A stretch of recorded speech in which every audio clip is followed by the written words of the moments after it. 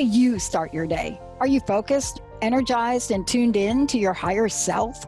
Or do you wake up anxious, unmotivated, and already overwhelmed by your giant to-do list? Welcome to Coffee with the Universe with Laura Goldstein, where we'll have inspiring and practical conversations around how to reverse daily struggle and show up calm, collected, and confident instead. As a psychotherapist, spiritual advisor, yoga teacher, and influential speaker, Laura will discuss all things morning routine for increased productivity, mental clarity, greater connection with self, and better decision making. So grab your favorite cup of joe and come sit down with Laura. Coffee with the Universe starts now. Hello and welcome everyone to this episode of Coffee with the Universe. And I'm going to be talking about Kundalini Yoga. So this episode is for all the yogis and yoginis out there, whether you're a beginner, whether you are more advanced, or whether you are just interested in participating, trying, experimenting with some form of yoga. It's no secret that the benefits of yoga are many, but I wanted to dive in today to the Kundalini style. So just like we have many different flavors of ice cream, we also have many different flavors of yoga. You have your Vinyassa, you have Iyengar, Ashtanga, Hatha, your Bikram hot yoga, Kundalini. So this isn't a debate about like which is the best form of yoga. They're all different, just like there is no such thing as best ice cream flavors. I mean, that's very subjective. And the yoga that you practice is going to be very specific to you and what works for you. Now, for me, my background is in Iyengar, which is Hatha form of yoga, and it's very much in like to alignment and how to get in proper position. And I'll be honest, I was doing like Vinyassa flow classes before I found my Iyengar school, and I have to say, I wasn't really doing yoga properly. So I attribute my level of skill and my ability to go through yoga teacher training in the Kundalini form on my Iyengar Hatha yoga background experience. But as someone who has a very busy mind, some of you out there can relate, where we're like very high in Vata air energy and our mind is always going a mile a minute and it doesn't shut up. And, we're looking for something to just like quiet the mind to get it to stop. I found that Kundalini actually helped me a lot more than some of these other forms. And I'll be honest, if you know yoga and you've heard of Kundalini, a lot of people are like, well, that's the weird kind of yoga. And I admit, I thought that at first. A lot of people, like, they're dressed in all white. Sometimes they're chanting. And, as someone who was just used to kind of Vinyasa flow classes that I could get at the gym, I'm like, this is really weird stuff. It just doesn't jive. And I did a couple Kundalini classes way back when, and we were doing like these strange repetitive movements. And I was like holding my arms up in the air. And I'm like, why am I even doing this? It was really confusing and really strange. And I happened to show up to a class, I'm dressed in like regular yoga gear, but this is a very classical Kundalini studio. So like almost everybody was dressed in white. I felt like completely out of place. I had no idea why everybody was dressed in white. Why does the teacher cover their head? This is like so bizarre. So I wrote it off for such a long time, just saying, this is like weird cult crazy crap. This isn't yoga. But as I became more experienced and started to dabble more on my own, I realized that one instance of my experience is not like all instances. It's like going to one yoga class and not really liking it and saying, oh, I don't like any form of yoga. Like I went to that Kundalini class and I was like, oh, I don't like any Kundalini. I just, it was from a place of ignorance, and I wasn't ready for it at the time. But I just want to dive into why I have found this school of yoga to really help me work through my mind chatter and a lot of the subconscious junk that we have lurking underneath than other forms of yoga. I actually found someone who was doing Kundalini online that looked like a normal person to me. So I started following it and started doing it at home. And the amount of stillness that I found was just astronomical. I don't even know how to explain it. And I realized that the way Kundalini works is it's a little bit more holistic in the elements that are included. And I'll go over that in a little bit. But I think it's this more holistic approach to the yoga practice that really made the difference to me. And a lot of forms of yoga, most forms we think of just like asana practice, like I'm going to do a power flow and it's going to make my butt and my abs look good. I'm going to be all nice and toned. And especially here in the West, we see it as a form of exercise, cardio, heart rate is up. But yoga, if you're advanced, this, yoga is much deeper than that. There's a whole philosophy behind it. It's not just about asana and movement. We have pranayama, which is the breath work. We have mantra, which is sound and vibration. And I went to this. So this is funny. Before I got into Kundalini, before I even did teacher training, I was still like a beginner yoga. I went to an ashram weekend retreat with a girlfriend when I was still living in Florida. We're like, oh, this will be fun. We had an ashram there. Let's go to a yoga retreat for the weekend. So we went, and it was quite interesting because first off, I am insulin resistant. And so I'm like a paleo keto girl. I need my meat. So here we're going for the weekend to an ashram where everybody's a vegetarian and feeding me all kinds of grains and vegan food, which is often very high in carbohydrates. So I actually stored a bunch of like beef jerky and sardines in my car. So I was like this little, I felt like this little ashram derelict where like at meal times, I would like run to my car and eat my protein and then come back to the community kitchen and dining area and like have a salad and some vegetables to go with it. So I did feel like a little bit of a derelict, like sneaking away. I'm eating meat in my car secretly. So it was really funny that way, but they did a lot of chanting and mantra.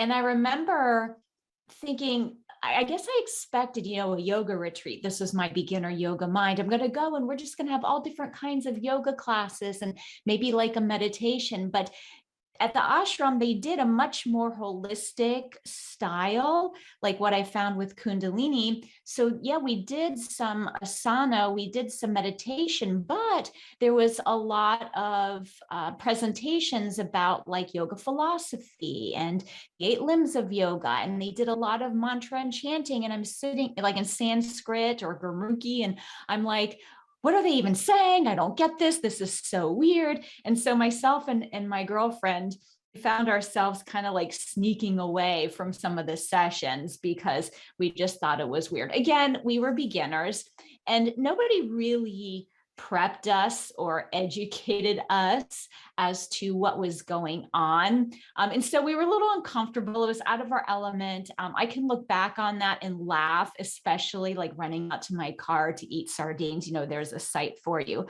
But it was a good experience, and it exposed me to the different styles of yoga. And even the difference between a more Buddhist-based philosophy school and more like Hindu-based philosophy school.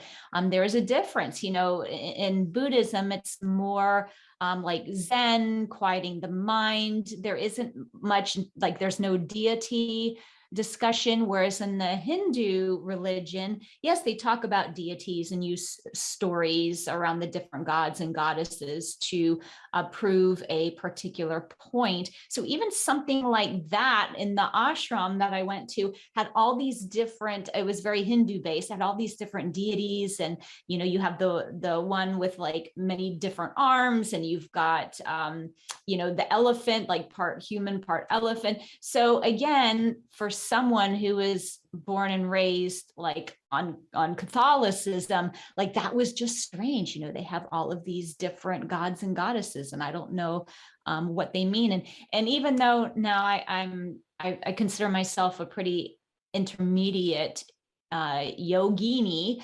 the Hindu side of it doesn't resonate as much to me, but that is an option, and other people do find enjoyment in the stories and the history behind that. But just, so you understand, it's okay if we want to experiment with different forms of yoga. It's okay if we find something that is a little uncomfortable to us, because it's just allowing us to step outside our comfort zone. And sometimes we need that in order to find a style that really works for us. And when I tell people now that I teach the Kundalini style, those that know me, that know how I would like laugh at, Kundalini, and I'm not getting up at 4 a.m., which I still don't, by the way, to, do morning practice. They kind of chuckle, because it is ironic that something that I toted as weird and strange, and the chanting, and oh my gosh, I don't understand that. I now decided that that's what I decided to get my teacher training in, and that's what I teach now. Now, granted, I do teach more of a modern Kundalini. I am not of the Sikh religion or tradition, so I don't wear all white. And I think the thing that makes the difference when experimenting or exploring a Kundalini class is having a teacher that tells you why you're doing what you're doing. For those that teach, I guess, if they have a following, they assume everybody already knows. I don't really know. It's very confusing to new people who are coming in and doing things that seem really strange, and you don't get it. And when we can't intellectualize something, it's harder to adjust and be accepting of it. It's like the ego needs to understand something before it can allow for us to be in the experience. Now, as a spiritual being, quote, should it be that way? No, because if we were actually all in our divinity, we would be open to any experience and we wouldn't be judging it. However, for most of us, we still struggle with that ego part, with that mind, that self-identification. And when we go to try something new, if we can have an understanding of what's going on, our mind will allow us to experience it in a different way than if we have no clue and we can't make sense out of what it is that we're doing. So I do think it's important to understand a little bit about Kundalini, and that's what I aim to do in today's show. Something else I want to kind of talk about, the elephant in the room, is scandal. So the person that brought Kundalini style to the United States and Canada was Yogi Bhajan, and there's a huge scandal around that. Him and his ashram, and, being very inappropriate with women. And he was accused of sexual misconduct. So a lot of people have discounted Kundalini because of that. However, just like in any organization, you do find scandal, you do find inappropriate behavior, people who abuse their authority. So this isn't anything new. So I do want to address that a little bit, because I've seen some people call Yogi Bhajan the father of Kundalini, and that makes me cringe, because Kundalini yoga, like all forms of yoga, have been here for thousands of years, way before this one guy was even born. So to say, to put somebody on a pedestal and say, oh, this is the father of Kundalini, I find it extremely inappropriate and not actual. Now, did he bring the style to the West? Absolutely. So, there is credit there, but that doesn't make somebody the founder of or the father of. Yoga doesn't belong to any one person. It's not taught by any one guru. So to view it in that way, I just think really taints it. And then, it sets people up for huge disappointment, and then like giving up something that they love, whether it's a yoga practice, whether it's a particular religious institution. I mean, you find the same thing with, the priests. You find it anywhere in politics and, any businesses. There's going to be corrupt, abusive people. So I do want to go into that a little bit too, and talk about what that looked like. Because if you know Kundalini, you know what I'm talking about probably, but if you don't, you're going to hear it. So I want you to at least have the background information. Okay, so when we come back, I'm going to address the weirdness, like the Sikh part of Kundalini. And I want to talk about this scandal a little bit more, just so you have a fundamental understanding, and then dive into why Kundalini is the yoga of awareness and how it can really help you with the chatter of the mind and these subconscious blocks that often prevent us from, finding that level of peace and joy that we really want. So I will see you after the break.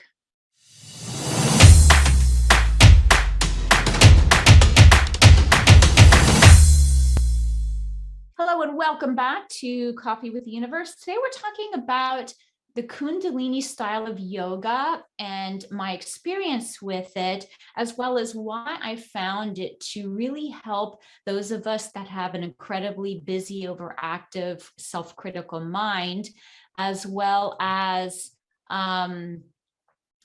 just like some subconscious stuff that's lingering there, whether it's like past discomfort, resentments, even some trauma, why I found this form of yoga to be most effective. So before the break, we talked a little bit about like the weirdness behind it, wearing all white, the Sikh religion, and then, the scandal around Yogi Bhajan, who brought Kundalini to the West. So I just want to briefly kind of go into that.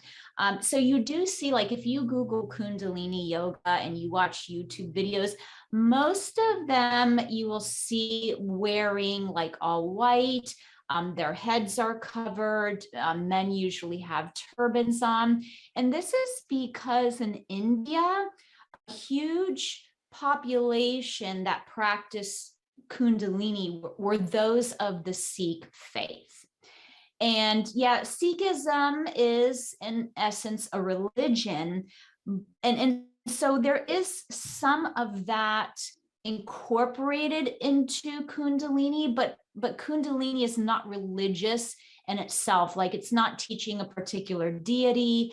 It's very neutral in talking about, like, you can use the word God if you want in some of the mantras and meditations, but you can also use spirit, universe, whatever works for you. So while, when a particular religion practices one form of yoga, you can't help but get a little bit of that in there. Just like, with Hinduism, you get a little bit of that in any kind of style yoga that you practice, and you can kind of take it with a grain of salt. If it resonates, great. If not, that's okay too. So just because Kundalini is very popular amongst the Sikh religion, it doesn't mean that Kundalini is religious and that you have to be Sikh and wear all white and wear the turbans in order to practice or teach it. My class is not like that at all. As a matter of fact, I was just telling my producer here that I had a new woman come to one of my classes, and she was wearing all white, and she saw that I wasn't, and she was like, oh my God, she's like, I'm so glad, I had to go to the store and get this top because I didn't have any. And, I was afraid that I would show up and I wouldn't be in all white and it would be weird. So not all people who practice Kundalini are going to be dressed in all white. And many of them do not have any experience or immersion into the Sikh faith. Okay, so it'd be kind of like saying, well, we had a study and we noticed that most people who practice Vinyassa were, of the Jewish faith. Therefore, Vinyassa is for Jewish people only. I mean, that's not how it works. It's just something that stands out because if you are of a different religion, like Jewish faith or of Christian orientation, you don't always know this based on how people look. But with like the Sikh faith, it is quite obvious by the way that they're dressed. And same with, people who are of Muslim faith, they have, the head covers as well as the women do. So it's a little bit more obvious than some of the other religions. But the weirdness because of the white is not a mandatory part of Kundalini. So don't let that deter you from trying it if that was a hang up for you. Now, in terms of the scandal Yogi Bhajan, he had kind of like an ashram, and is it a cult? I believe it kind of was. I think that any gathering where people are following one guru and they take that person's word for it, like a be all end all, that is kind of the definition of a cult. So was he running a cult? Yeah, I guess you could say that. However, you have to remember this is also the late 60s and into the 70s. And you had the hippie movement and this idea of, we live on a commune and a sense of community. So the time too also promoted this kind of hippie communal cult-like living. And again, he was accused of being sexually inappropriate. But you can really find that in any industry. And even within yoga, Iyengar was accused of being, verbally abusive to his students. So it's infused in anything. And my message is don't let like one person deter you from experiencing something that is not of that person. Yogi Bhajan did not invent Kundalini, so, and to be honest, there were a couple Kundalini teachers at the studio that I teach at. Right now, I'm the only one that teaches Kundalini there, but there were a couple Kundalini instructors before me that would wear all white, that I guess, believed more in the Sikh religion and the principles there. But one of the ladies, when this scandal hit, she renounced Kundalini and swore she would never do it again. She held this person in such esteem that when he was accused of these horrendous things, and he's passed, he's already deceased, so we don't really know. He couldn't answer for his accusations or his accused crimes because he had already died. But this person like held him in such esteem that like her whole world was shattered. And I think that's the danger of taking any kind of yoga guru and putting him on this pedestal and almost like worshiping them, because they are human beings and they are fallible. And it is possible that they will mess up, some in more serious ways than others. But that doesn't mean that the form of yoga, that Kundalini itself, or all yoga itself, is bad. You know, yoga's been around for a lot longer and it has so many benefits. So we don't want to attach it to any one person or thing. So try not to let scandals get in the way of you trying different things, especially when it comes to yoga and practices in the health and wellness field.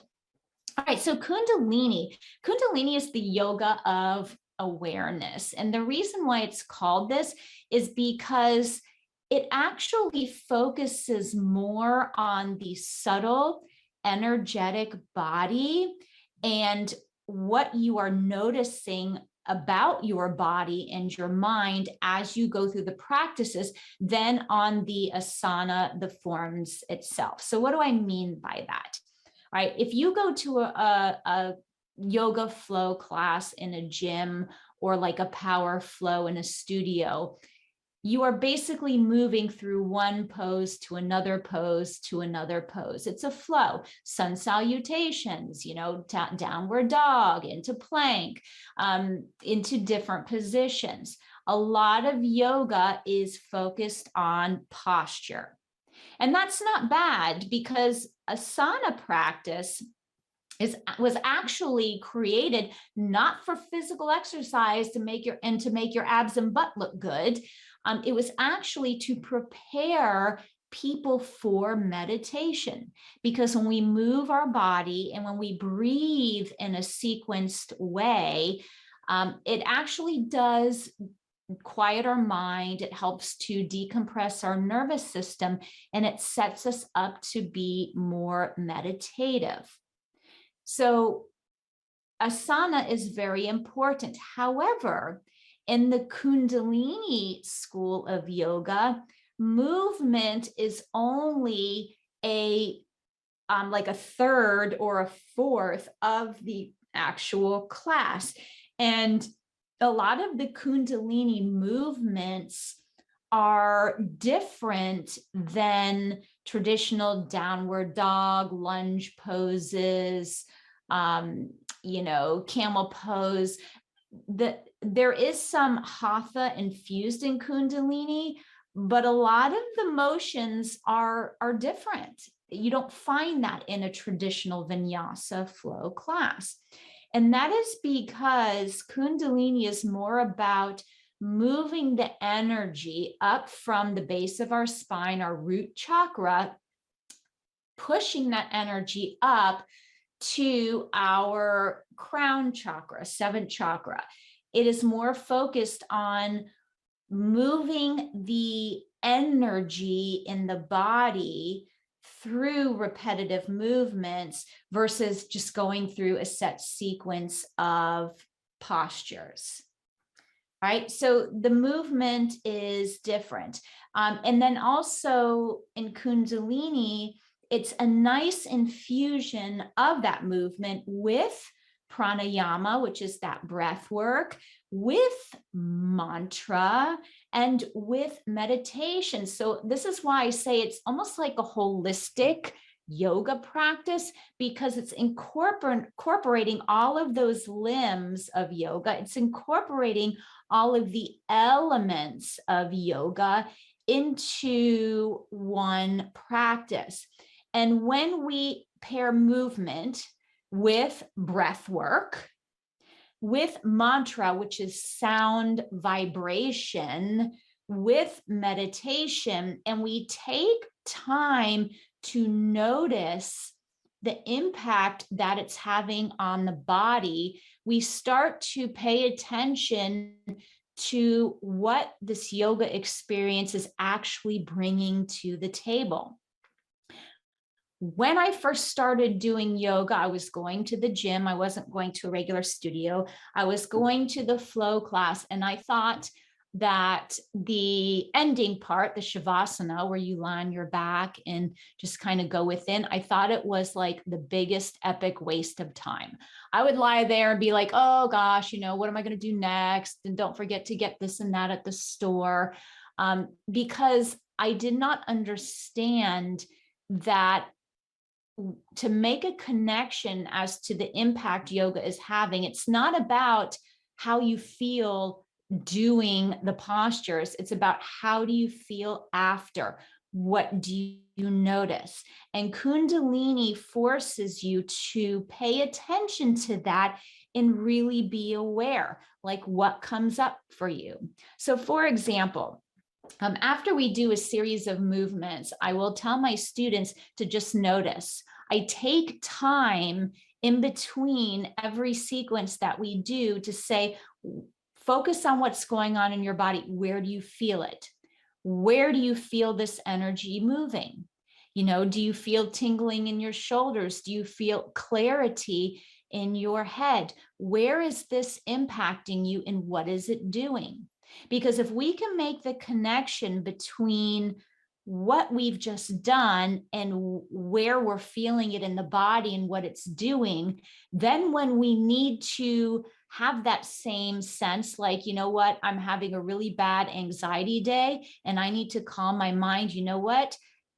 Kundalini taught me that when I do these sequences and I pair it with this breath work, that it gives me relief. But if we don't take the time to understand that about our yoga practice, then we don't make the connection. And then when we are having those overly anxious days, we don't have any tools to help us because we're not connecting the dots. So we want this awareness in the practice to be able to repeat and to use when we need to. Another part of the awareness is it teaches us about our resistance and where the ego comes into play. With Kundalini, the idea is that we hold positions, like we will hold our arms up 45 degrees, 90, 60 degrees, 90 degrees, and we'll hold them there for 3 minutes to 11 minutes. In hardcore advanced classes, you might be there for a half hour. So when you are doing this and your arms are burning like a mofo, your ego is like, this is so stupid. Why are you doing this? And the resistance starts kicking in, and you learn how you cope with difficult situations real quick. Do you give up? Do you press on? Do you get really angry? It teaches you a lot about how you cope with discomfort. And it's very insightful because I learned that I will give up. Like if I have to fight too hard, I'm just going to put my arms down and not do it and just kind of be passive aggressive. And Kundalini taught me that this is how I approach almost everything in my life that is difficult. It's very eye-opening. Again, that Kundalini of awareness.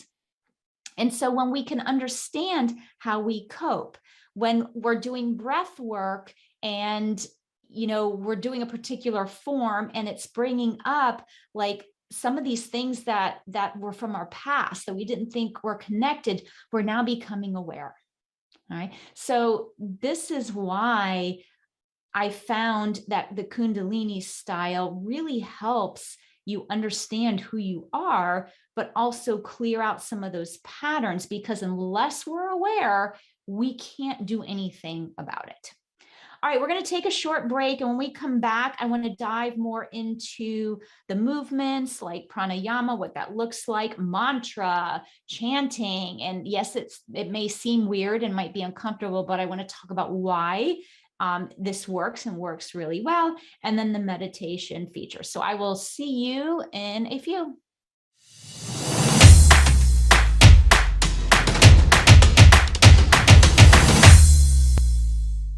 Hi, and welcome back. In today's show, we're talking about Kundalini Yoga, just based on my experience and how it's really helped me tremendously in terms of quieting my very busy and overactive mind and helping me to understand myself and how I deal with challenges and resistance and, bringing things up that maybe were like slightly hidden or I wasn't making the connection to, because when we have hangups and they are sitting at our subconscious level, we're not really in a position to work through them because we just aren't aware of them. So Kundalini is this yoga of awareness, which I love because once we know what's going on, then we're in a position to fix it.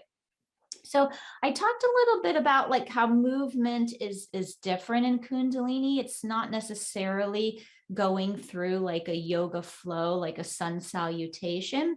And a lot of the movement is very repetitive.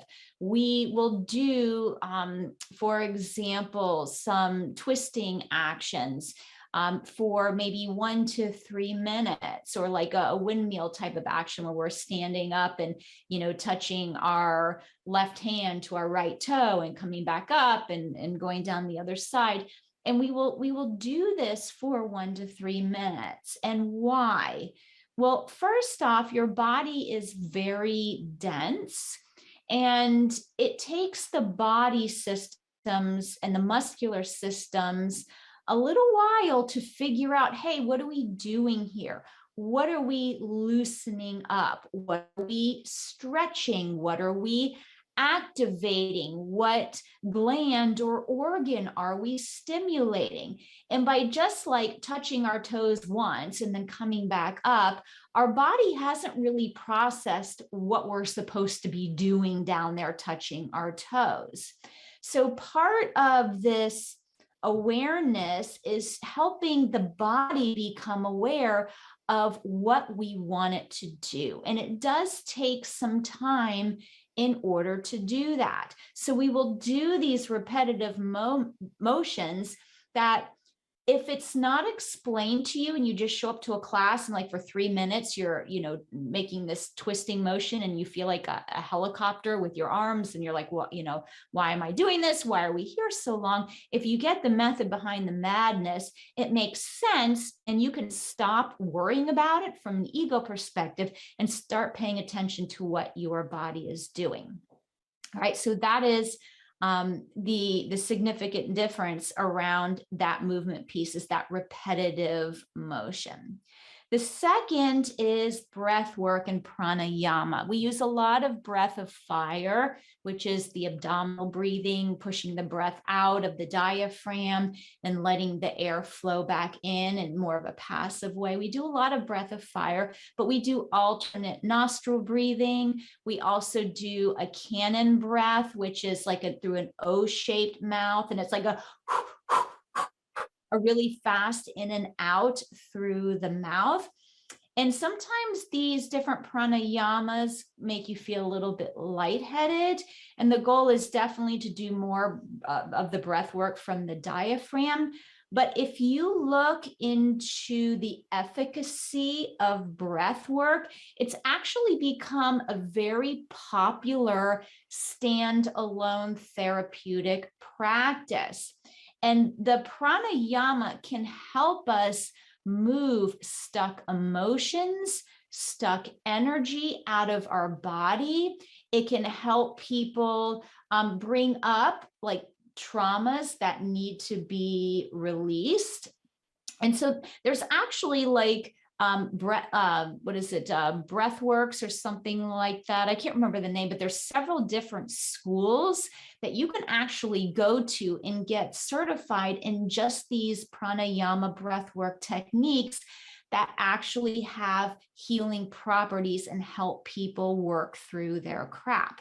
So in Kundalini yoga, the breath is infused in a lot of the movement that we do. So we might be doing a repetitive movement, but also doing the cannon breath with it. Or we have our arms extended up at 45-degree angles, and we are doing breath of fire, holding our arms up. So we are pairing movement with that breath work to help cleanse the system. And I found that the breath work for me really helps with that mind chatter. Like shoulder shrugs, if I can do shoulder shrugs and then do, a breath of fire afterwards, my mind is quiet. It's still like, it like takes all of that gunk out and just moves it to the side. And so the breathing and the combination of movement and breath work is huge in Kundalini, because it gets our body to work a little more efficiently because we're using the breath as well. Now, mantra, we have a lot of chanting. Sometimes it's just seed sounds like Om, Lam, Hum, things like that, which correspond often to our different chakras. But, these seed sounds create a vibration through the body. So if it's a seed sound, or it's just like a chant, like we open with Om Namo Gurudev Namo, and it's like a opening chant that just means, I honor the wisdom within myself, the teacher within, and the teachers that have come before me. So the chants do have somewhat of a meaning to them, but it's actually the sound that is most crucial in the practice. Because when you make a sound like Om, you are hitting the roof of your mouth with your tongue, and we do have pressure points on the roof of our mouth. Or if you're chanting something like Om, simple O-M, which is really like A-U-M, you can actually feel the vibration Om moving from down in your sacral chakra, like the lower chakras, up through your body, because you get to that part, and now you're vibrating in your chest, in your throat. So that sound actually vibrates our cells.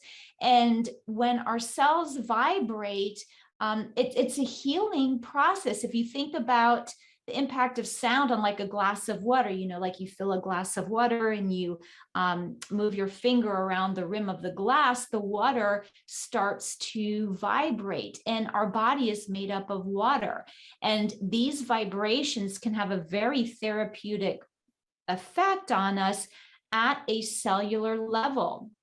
So when we say Om Namo or Guru, Wahe Guru, and we're hitting the roof of our mouth, we're stimulating those nadis, those pressure points, while also providing healing benefits for the cells in our body. So every chant has a particular purpose with it. And sometimes we chant in a meditative form.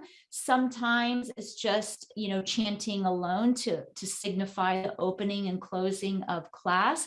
And there's even one chant, it's a mantra, like meditation infused, called the Kirtan Kriya, that has been used in studies at UCLA in California with Alzheimer's patients. And there's finger movements too that go with it. So between the vibrational chanting and stimulating the acupressure points of the fingers, it's actually been shown to help Alzheimer's and memory loss patients with memory acquisition or retaining the memory that they have.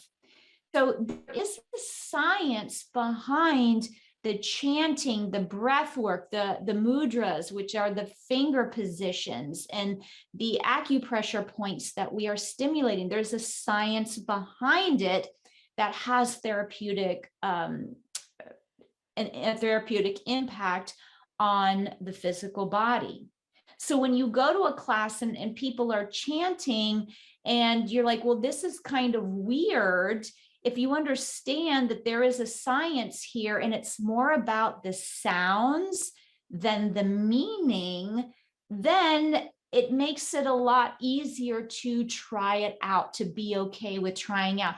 People have a fear of chanting something that like they think has bad words, or like words that don't resonate them. Oh, if I'm chanting to someone else's God. Well, first off, you don't even know what you're saying anyway, so it doesn't matter. It's not like, you have a knowing of what you're saying. It's meaningless. It's like making up a word and using it. It's meaningless. It doesn't matter. But secondly, none of these Kundalini chants are of a religious nature or are like trying to put evil thoughts into your head. I think that's, a little bit paranoid when you go to yoga classes that use mantra. They're putting negative thoughts in my head. I don't know. I guess it's the same people that have conspiracy theories about everything. That's not how it is. And they're not chanting to like a God in particular, or it's not really religious. It's usually sounds, or it has a meaning such as like I'm connecting to the divine teacher within, Wahe Guru, like an expression of joy. It's something just, stimulating creativity, intuition. It's nothing about any kind of religious beliefs or sayings. So even if you don't know what they're saying, don't be afraid to, really chant along and just feel the sounds. Just pay attention to what that is doing in your body. Okay, that is most important, more important than anything else. And then, of course, meditation. A lot of times in Kundalini, like the meditation, the mantra, the mudras with the hands, and even sometimes movement. Sometimes you're doing all of them at once. Because even in asana practice or going through the motions, we want to have a meditative mind. All right. So a lot of times we're doing all of these things at once. It's like all incorporated into one sequence. Sometimes it is separate where we just have a meditation where we're focused on the third eye or whatnot. So this is why I found Kundalini to be so helpful. It incorporates all of these things. It helps us become super aware of what's going on in our body, what is helping us with what is creating roadblocks for us. And it sometimes brings up stuff that we're ready to release and let go. I found this form of yoga to work a lot quicker than other forms of yoga in terms of this kind of thing. So if you haven't tried Kundalini, go try it, see if it resonates. It may not, but just try it. Allow yourself to experience something new. And don't let scandals and stuff get you hung up. If you want to do the research, go Google it. You can learn all about it. But it's not about that. It's not about one person. It is yoga that has been around for a very long time and helps us with a lot of different things. So thank you for joining me, for listening. I will see you next time here on Coffee with the Universe on Transformation Talk Radio every third Tuesday of the month at 2 p.m. Eastern Standard Time. Thank you for joining me for Coffee with the Universe. Make sure to tune in next time as I continue to share tips and tricks to help you stop waking up anxious, uninspired, and energetically drained in the morning and feel calm, connected to your higher self, and confident instead. If you would like more information on my Morning Magic course, please visit www.cwtu.net/morningmagic.